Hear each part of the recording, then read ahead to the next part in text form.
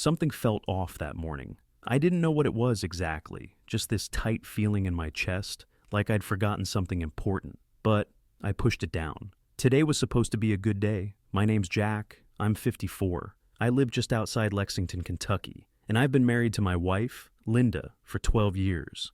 I was up before the sun, already halfway through scrambling eggs, when the coffee machine kicked on. The smell usually pulled Linda out of bed in minutes. Scrambled eggs, a little cheese, 2 slices of wheat toast. Simple, but it was her favorite. I even sliced the strawberries the way she liked them, all fanned out on the edge of the plate. This year was going to be different. I'd planned the whole day. Anniversary dinner with her family, a surprise necklace tucked in my coat pocket, and even rented out the little event room at her favorite bistro. After everything we'd been through lately, I thought maybe we were turning a corner. Quick note, before listening, share which city or country you're watching from. We never had kids.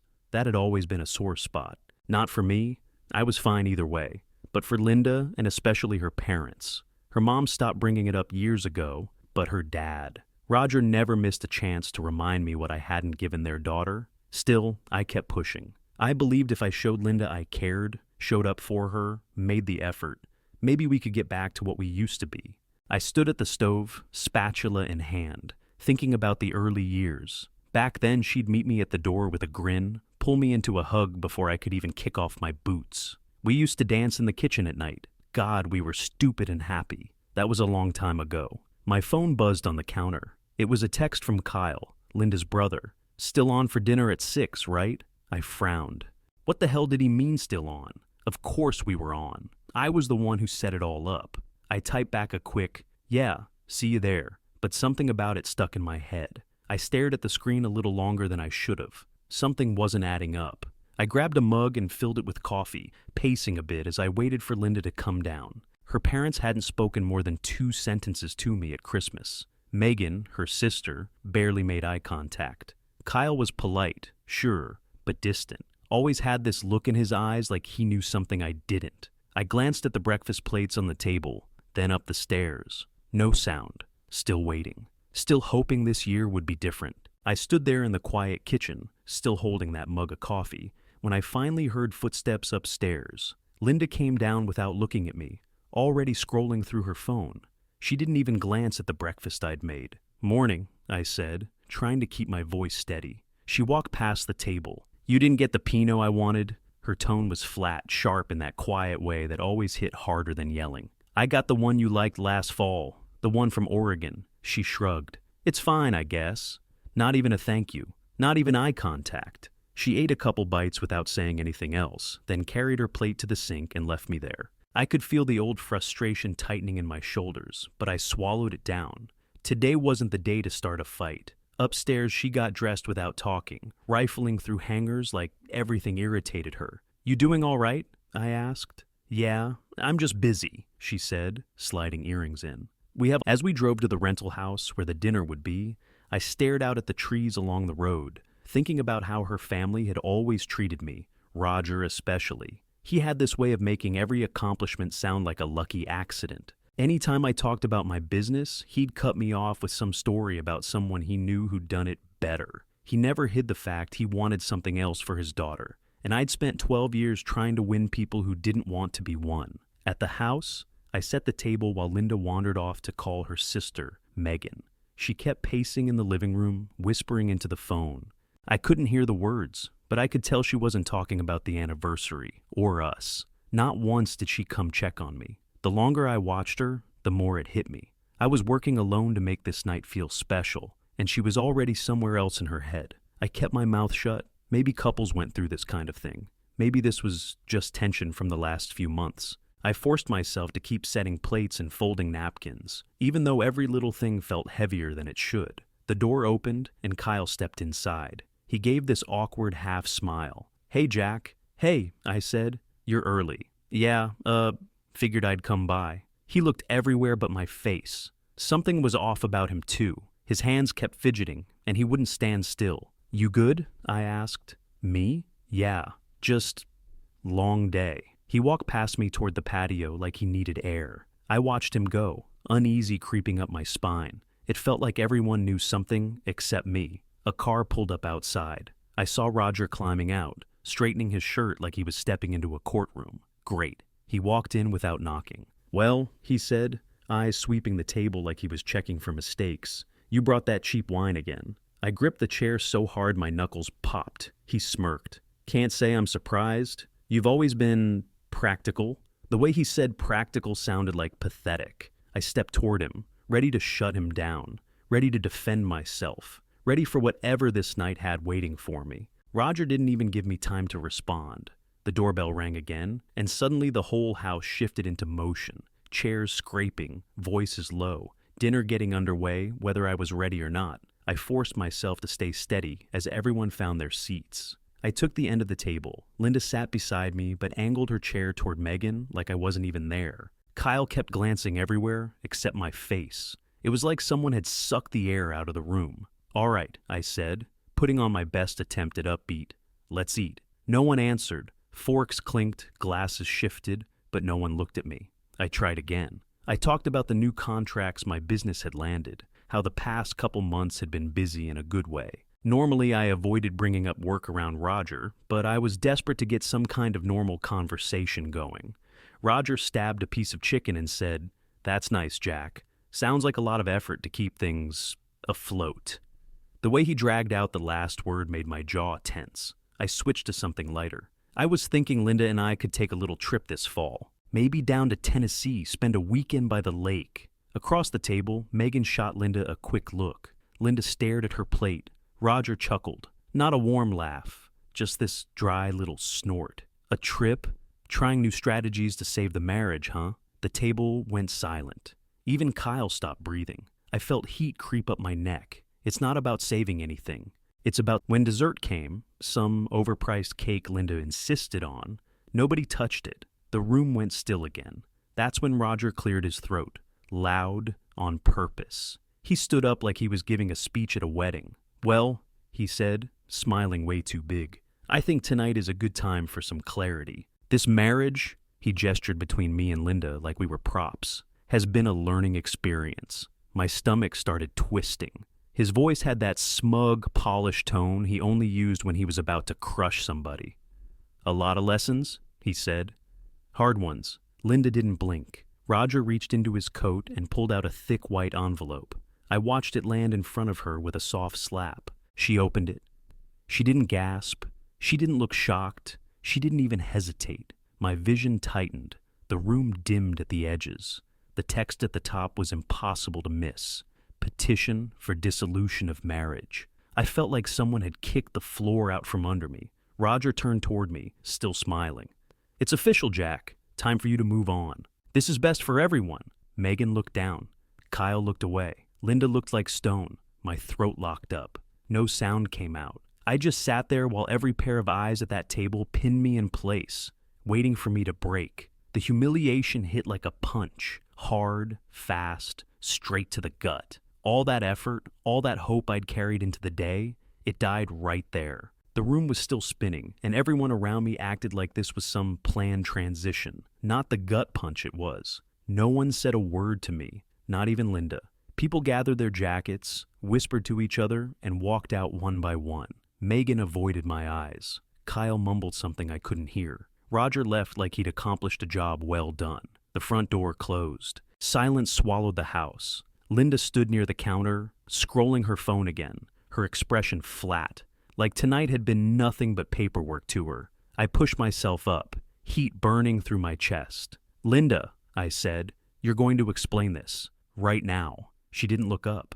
"I don't think there's anything to explain. You ambushed me in front of your whole family. You planned this. You knew. I handled it the way it needed to be handled," she said. "Dragging this out wasn't helping either of us." My hands shook. 12 years, Linda, and you couldn't talk to me privately? She finally looked at me, her eyes cold. "Jack, you haven't been paying attention. This marriage has been over for a long time." I stepped closer. "So that's it? Just done?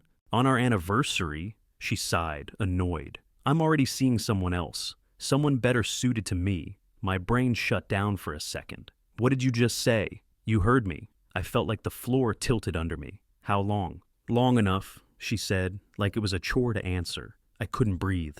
Part of me had known something was off these past months, but I never let myself imagine this. Not her. Not with everything we'd built. Footsteps creaked behind us. Megan stood halfway down the hall, arms crossed like she'd been waiting for this moment. "I told her this would blow up," she said. "I've known about the affair for some time." Her voice didn't carry any apology, not even discomfort. Just this blunt honesty that cut deeper than anything Linda said. I looked at Linda. "Your whole family knew?" Linda shrugged. "It's not their fault," Megan added. "She should have done this sooner. We all told her." My head pounded. "Who is he?" Linda hesitated only a second. "Tom, from work." Tom.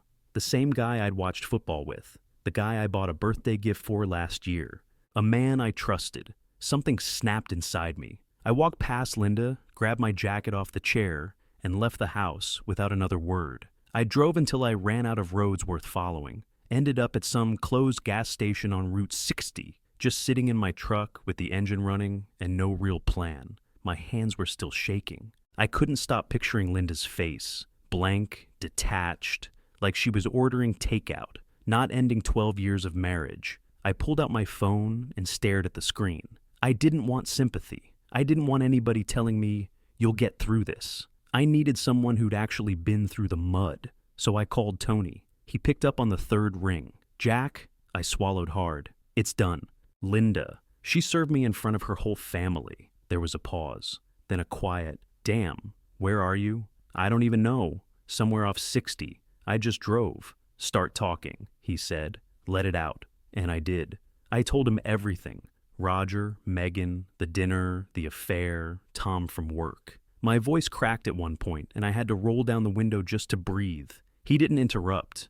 Not once. When I finally stopped, Tony spoke. "You know what your mistake was?" he asked. "You played their game. You tried to win them over. Roger, Linda, they were never going to give you that. You gave them the steering wheel. I thought I was saving my marriage. No, man. You were holding up a dead house hoping it wouldn't fall. They buried you in it and smiled while they did it. That hit me right in the chest. You want to fix this?" he said. "Stop letting them control the story. Get a lawyer. Take your damn dignity back." I stared at the steering wheel. My pride felt shattered, like I'd been picked apart, piece by piece, and dumped out on that dinner table. "I should just leave," I muttered. "Walk away from all of it." "No," Tony said. "If you do that, they win. You think Linda planned that surprise tonight on a whim? That was theater, a performance. They rehearsed it. You need to stop being the audience." His words sunk in deeper than I expected. I rubbed my eyes and sat up straighter. "She's not getting the house," I said quietly.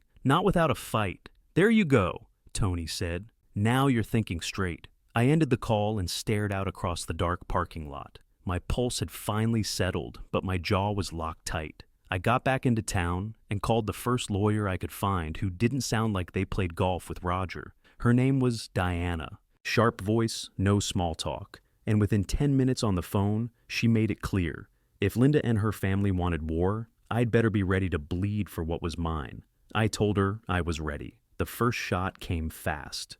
Linda's lawyer sent over a settlement offer so insulting I actually laughed when Diana read it out loud. She wanted the house, full control of our joint accounts, and claimed I'd emotionally abandoned the marriage. Total garbage. I told Diana to tear it up and write one back, with teeth. The pushback started instantly. Phone calls from Roger pretending to be civil. "Jack, we can do this the easy way," he said. "You don't want to drag this out. Trust me." I met him face to face a few days later, outside his law office downtown. He showed up smug as ever, hands in his pockets like he owned the whole sidewalk. "I gave your daughter 12 years, I said. "I gave her everything I had, and you handed her the knife to stab me with." He smirked. "Let's not rewrite history." I stepped closer. "You treated me like garbage from the start, and you backed her cheating like it was strategy. You don't get to walk away clean." His smirk dropped, but he didn't say anything. I walked right past him. Diana started digging into the financials, and that's when the real filth came up. Linda had submitted court filings showing inflated credit card debt, expenses I'd never seen. She was trying to make it look like we were broke, like I'd been bleeding our accounts dry. But Diana wasn't the type to miss details. She traced the charges, clothing boutiques, spa visits, dinners for two at upscale restaurants I'd never stepped foot in. and one recurring charge from a hotel in Louisville that lined up a little too well with her overnight conferences. That was the break we needed. By the time we got to mediation, Linda's whole strategy had fallen apart. Her lawyer looked like he'd swallowed nails when Diana laid out the hotel records in front of the judge. She lied, Diana said, calm as stone, and she did it to take more than she deserved. The ruling came down a week later. I got the house, full half of the joint assets, and more than that, I got a public record of every lie Linda tried to push. Roger wasn't in the room when the decision was read, but I wish he'd been. I would have paid money to see his face.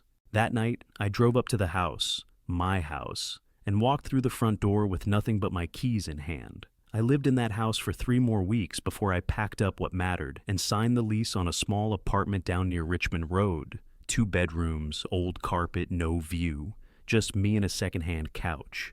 And for the first time in years, I could breathe.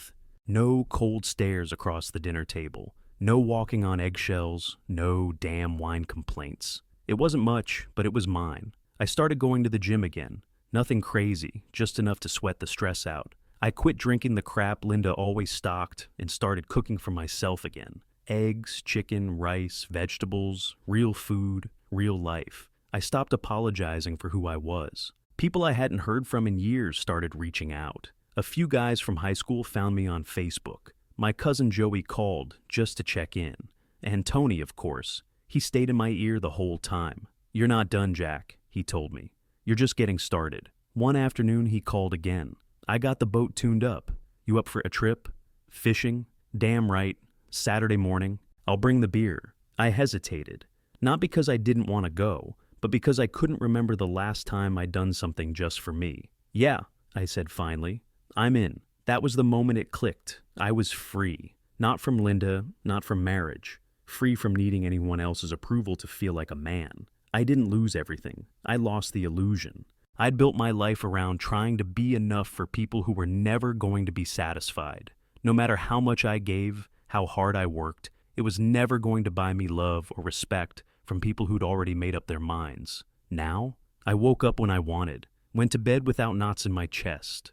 I listened to old country records and didn't have to turn them down because someone hated the twang. For the first time in forever, I wasn't carrying dead weight. I wasn't angry anymore. I was alive. And that apartment, plain as it was, felt more like home than any place I'd ever lived. The best part? They all thought breaking me in front of a dinner table was the end of me. Turns out, it was the beginning. When Tony pulled up that Saturday morning, I walked out, cooler in one hand, tackle box in the other.